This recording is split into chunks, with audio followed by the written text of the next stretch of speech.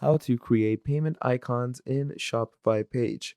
Hello everyone, welcome back to another video. In this video, what we're going to be doing is we're going to be talking about how you can create payment icons for yourself in the Dawn theme. Okay, so now obviously you don't necessarily need to do this with the Dawn theme.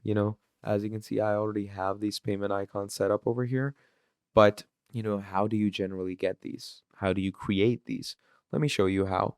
So what you're going to be doing is you're going to be coming over here to your settings. Once you go to your settings, you're going to go into payments and you're going to make sure to activate Shopify payments. But even if not Shopify payments, then activate any other payment which can appear in your store. So as you can see, I've activated my payments, Visa, MasterCard, etc., etc., and all of them are going to appear over here. But if I had not activated these payments, or if I had not activated any of these payments, they would not appear over here.